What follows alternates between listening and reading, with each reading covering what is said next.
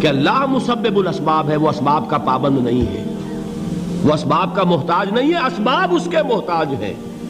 اگر یہ یقین ہے تو اللہ پر ایمان ہے، یہ نہیں ہے تو تمہارا ایمان اسباب پر ہے، وسائل پر ہے، ذرائع پر ہے، مادیات پر ہے، اللہ پر نہیں۔ اس وقت کہاں راستہ تھا؟ کوئی راستہ تھا؟ سمندر ہے اور ادھر سے لشکر آ گیا ہے۔ کلا ان معی ربی سیہدین۔ اب دیکھیے ایمان کہہ دینا آسان ہے، ہوا معکم اینما کنتم، جہاں کہیں بھی تم ہوتے ہو اللہ تمہارے ساتھ ہوتا ہے، لیکن اس کا یقین قائم ہو جائے تو زمین و آسمان کا فرق واقع ہو جائے۔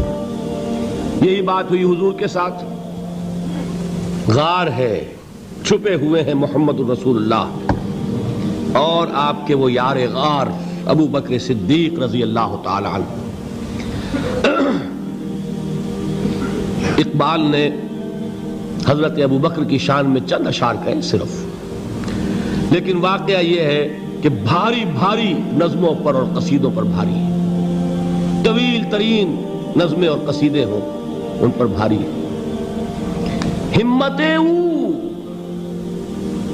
ابو بکر کی ہمت جو ہے، کشت ملت را جو ابر، جیسے بارش سے کھیتی اپجتی ہے، ابو بکر کی ہمت اور عزیمت اس امت کو اسی طرح سینچنے والی ہے۔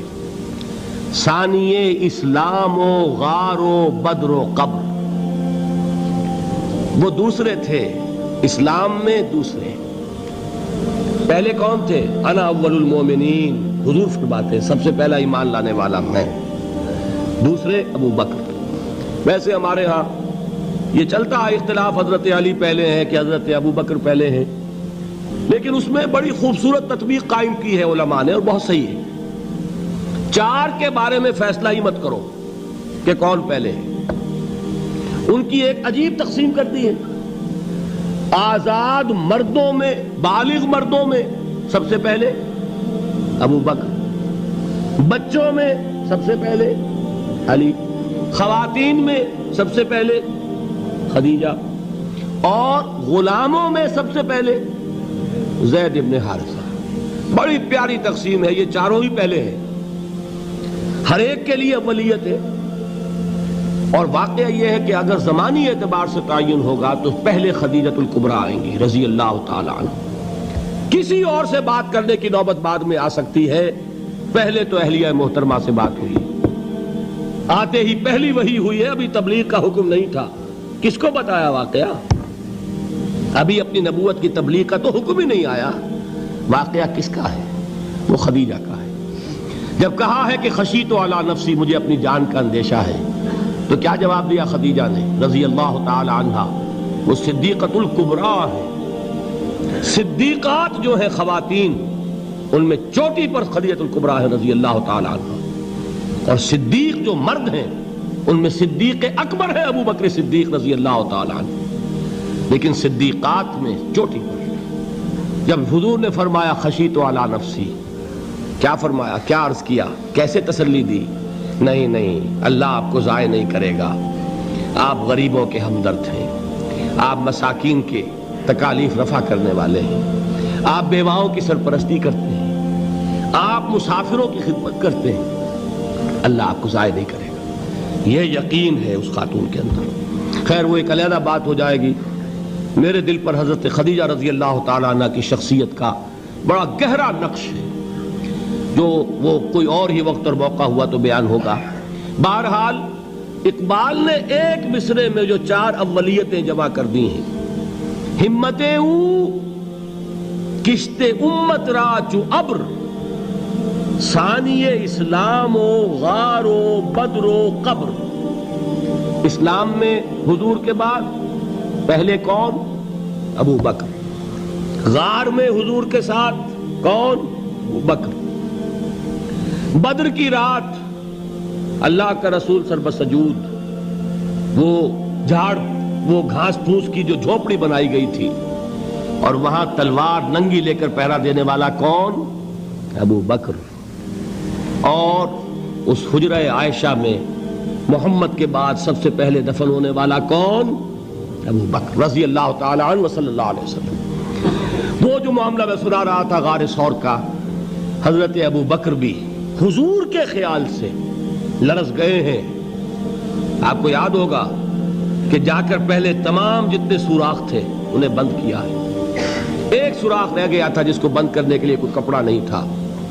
وہاں اپنی ایڑی رکھی ہے.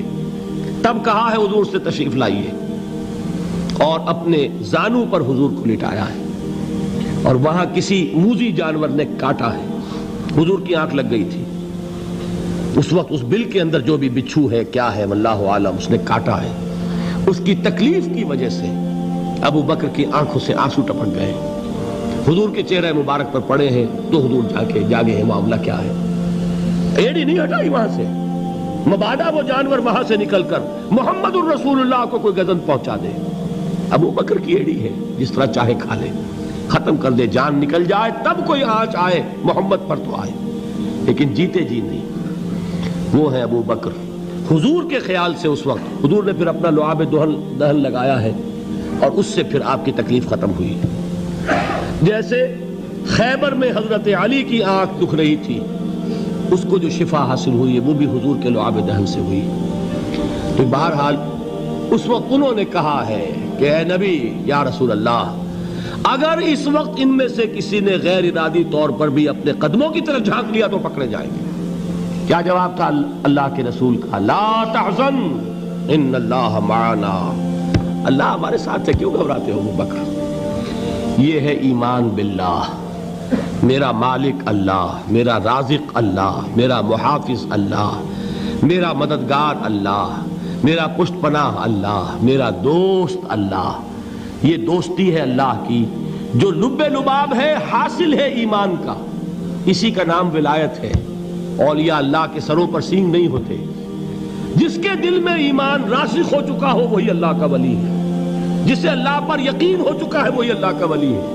جسے یقین ہے اللہ میرے ساتھ ہے, میرا مددگار, میرا پشت پناہ, میرا ساتھی, میرا دوست, میرا محبوب, میرا محب. اللہ اہل ایمان سے محبت کرتا ہے. واللہ یحب الصادقین. ان اللہ یحب الذین یقاتلون فی سبیلہ صفا کانہم بنیان مرصوص. اللہ محبت کرنے والا, اہل ایمان محبوب, اور اہل ایمان محبت کرنے والے اللہ محبوب. والذین آمنوا اشد حبا للہ. آپ تصور کیجئے جسے یہ رشتہ ایمان یا رشتہ ولایت حاصل ہو جائے, الا ان اولیاء اللہ لا خوف علیہم ولا هم یحزنون. آگاہ ہو جاؤ, اللہ کے دوستوں کے لیے نہ کوئی خوف ہے نہ کوئی حزن ہے. اور میں بیان کر چکا تھا, خوف اور حزن کے خاتمے ہی کا نام امن ہے. زوال خوف, زوال حزن. یہ خوف اور حزن کیوں آتے ہیں بار بار؟ اللہ تخافوا ولا تحزنوا, دونوں آ گئے. الا ان اولیاء اللہ لا خوف علیہم ولا هم یحزنون, پھر وہی دو. وہ کیوں ہے؟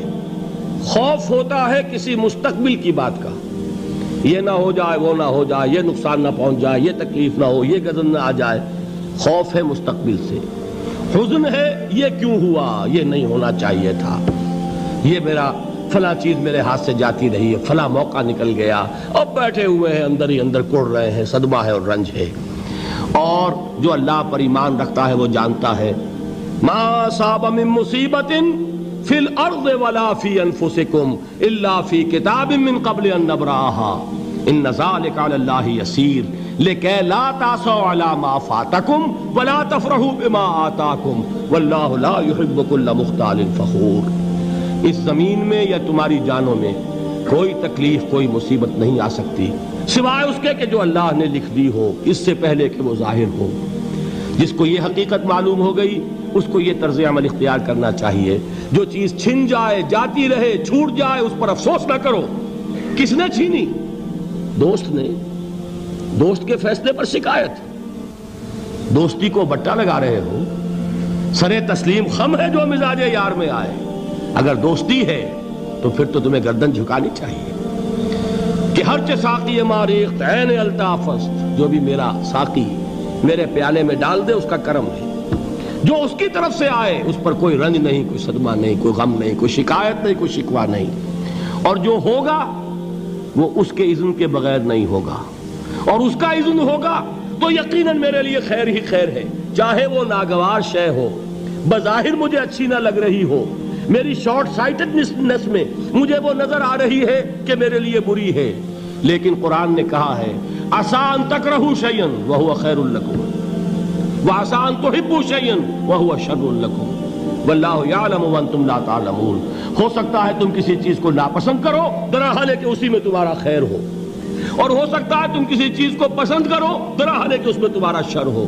اللہ جانتا ہے، تم نہیں جانتے۔ جب مجھے یہ بات معلوم ہو گئی، میں نے اپنا معاملہ اللہ کے حوالے کیا۔ سپردم بے تو مایا خیش را تو دانی حساب کم و بیش را، اے رب جو تو چاہتا ہے وہ ہو، تیرے علم میں جو شے میرے لیے خیر ہے وہ ہو جائے، میری کوئی پسند نہیں، میری کوئی چاہت نہیں، یہ ہے راضی برضائے رب۔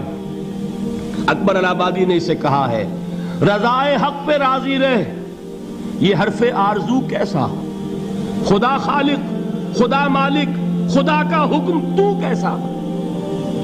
جب میں آ گیا بیچ میں، میری پسند، میری مرضی، میری خواہش، میری چاہت، یہی تو شرک ہے۔